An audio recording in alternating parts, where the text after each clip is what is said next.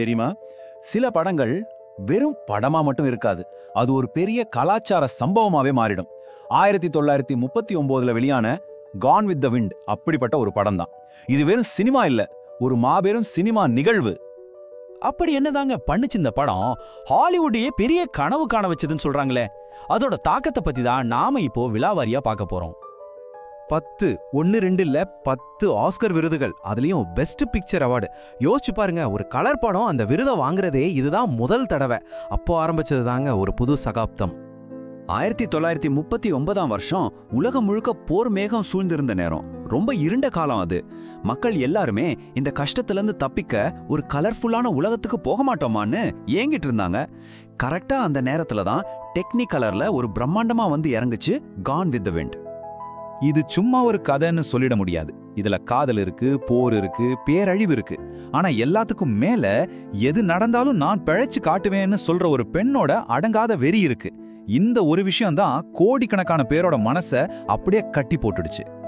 இந்த ஒரு டைலாக் போதும், செல்லமா வளர்ந்த ஒரு பொண்ணு வாழ்க்கையோட அடிய வாங்கி எல்லாத்தையும் எதிர்த்து நிக்கிற ஒரு போராளியா மாறுற அந்த ஒரு நிமிஷம், அதுதாங்க இந்த படத்தோட ஆன்மாவே. சரி, ஸ்கிரீன்ல நாம பாக்குற இந்த பிரம்மாண்டம்லாம் எப்படி உருவாச்சு? இதுக்கு பின்னாடி நடந்த குழப்பமான ஆனா செம்ம இன்ட்ரெஸ்டிங்கான தயாரிப்பு கதையை பத்தி தான் இப்ப பார்க்க போறோம். 1400 என்னடா நம்புறதுன்னு பாக்குறீங்களா? ஸ்கார்லெட் ஓஹாரா ரோல்ல நடிக்கிறதுக்காக இன்டர்வியூ பண்ண நடிகைகளோட எண்ணிக்கை இது. சும்மா சொல்லக்கூடாது, அந்த ஒரு கேரக்டருக்காக நடந்த தேடலே ஒரு பெரிய நேஷனல் ஈவெண்ட் மாதிரி ஆயிடுச்சு. படத்து மேல இருந்த எதிர்பார்ப்பு சும்மா ராக்கெட் வேகத்துல எகிரிடுச்சு. ஒரு பிரிட்டிஷ் நடிகை எப்படி நம்ம தென்னக பொண்ணா நடிக்க முடியும்னு ஒரே சர்ச்சை. ஆனா விவியன் லியோட நடிப்பு, அடேங்கப்பா, எல்லா விமர்சனத்தையும் அடிச்சு நொறுக்கி சினிமா வரலாற்றிலேயே மறக்க முடியாத ஒரு பர்ஃபார்மன்ஸா நின்னுடுச்சு. பேருக்கு 3 டைரக்டர்ஸ் இருந்தாங்க. ஆனா உண்மையில இந்த படத்தோட ஒவ்வொரு ஃப்ரேமையும் செதுக்குனது யார் தெரியுமா? அதோட ப்ரொடியூசர் டேவிட் ஓ செல்ஸ்னிக் தான். அவரோட அந்த வெறித்தனமான விஷன் தான் படத்துக்கு ஒரு தனி அடையாளத்தை கொடுத்துச்சு. படத்தோட முத நாள் ஷூட்டிங் அன்னைக்கே அட்லாண்டா நகரமே தீப்பிடிச்சு எரியற சீன் தான் எடுத்தாங்க. அதுக்கு என்ன பண்ணாங்க தெரியுமா? கிங்காங் மாதிரி பழைய படங்களோட செட்டையெல்லாம் மொத்தமா கொளுத்தி விட்டாங்க. அந்த தீய பார்த்துட்டு நிஜமாவே தீப்பிடிச்சிடுச்சுன்னு ஊர்ல இருந்தவங்க ஃபயர் சர்வீஸுக்கே ஃபோன் பண்ணிட்டாங்கன்னா பாத்துக்கோங்களேன், அவங்களோட லட்சியம் எந்த அளவுக்கு இருந்துச்சுன்னு இது ஒன்னே போதும். அப்போல்லாம் இந்த டெக்னிக்கலருங்கிறது பெரிய விஷயம். அதுவும் இந்த 3 ஸ்ட்ரிப் டெக்னிக்கலர் ரொம்பவே கஷ்டமான ஒரு டெக்னிக். ஒரு லைட்டை 3ஆ பிரிச்சு தனித்தனி ஃபிலிம்ல பதிவு பண்ணி அப்புறம் அதுக்கு கலர் கொடுத்து ஒன்னா சேர்க்கணும். இதுக்கு ஏகப்பட்ட லைட் தேவைப்படும். ஆனா ரிசல்ட் இன்னைக்கு வரைக்கும் நம்மள ஆச்சரியப்பட வைக்கிற அந்த அட்டகாசமான அடர்த்தியான கலர்ஸ் கிடைச்சது. ஒரு பக்கம் இந்த படத்தோட கலைத்திறனை நாம கொண்டாடுறோம், ஆனா அதே நேரத்துல இதுல காட்டப்பட்ட சில வரலாற்று விஷயங்கள் பெரிய சர்ச்சையையும் விமர்சனங்களையும் சந்திக்குது. வாங்க அந்த சிக்கலான பக்கத்தை பத்தி இப்ப பாப்போம். அதனாலதான் இந்த படத்துக்கு ஒரு ரெட்டை முகம் இருக்குன்னு சொல்றாங்க.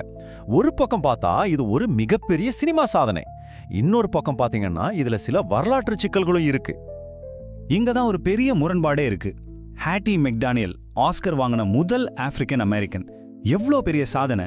ஆனா அதே நைட்டு அவங்க அவார்ட் ஃபங்க்ஷன்ல மற்ற ஆர்டிஸ்ட் கூட உட்கார முடியல. அவங்களுக்குன்னு தனியா ஒரு டேபிள் ஒதுக்கி உட்கார வச்சாங்க. பாருங்க, ஒரே ராத்திரியில ஒரு பக்கம் பெருமை, இன்னொரு பக்கம் அவ்வளோ பெரிய வலி.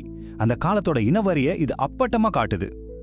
சரி, இதெல்லாம் கேட்டதுக்கு அப்புறம் நம்ம மனசுல ஒரு முக்கியமான கேள்வி எழும். இந்த மாதிரி ஒரு படத்தை இந்த காலத்துல நாம எப்படி பார்க்கறது, என்ன பண்றது? இது ஒரு டைம்லெஸ் மாஸ்டர் பீஸா, இல்ல காயப்படுத்துற ஒரு பழைய நினைவா? இதுக்கு ஈஸியா பதில் சொல்லிட முடியாது. இந்த படத்தை பார்க்கும்போது நாம சந்திக்கிற முக்கியமான சவாலே இதுதான். நாம என்ன பண்ணலாம்னா, அதோட டெக்னிக்கல் பிரில்லியன்ஸையும் கதை சொல்ற விதத்தையும் கண்டிப்பா பாராட்டலாம். ஆனா அதே நேரத்துல அதுல இருக்கிற தப்பான காயப்படுத்துற வரலாற்று பதிவுகளையும் விமர்சனத்தோட பார்க்கணும். இந்த 2 பார்வையோட அணுகுனாலாம் இந்த படத்தோட உண்மையான இடத்தை நம்ம புரிஞ்சுக்க முடியும். கடைசியா அந்த படத்தோட கடைசி டயலாக் ஞாபகம் இருக்கா? எது எப்படியோ நாளைக்குன்னு ஒரு நாள் இருக்கு. ஒரு விதத்துல பார்த்தா அந்த படத்தோட சிக்கலான கடந்த காலத்துல இருந்து நாம எப்படி பாடம் கத்துக்கிட்டு முன்னாடி போகலாங்கிறதுக்கும் இந்த வரி பொருந்துற மாதிரி இருக்கு இல்லையா?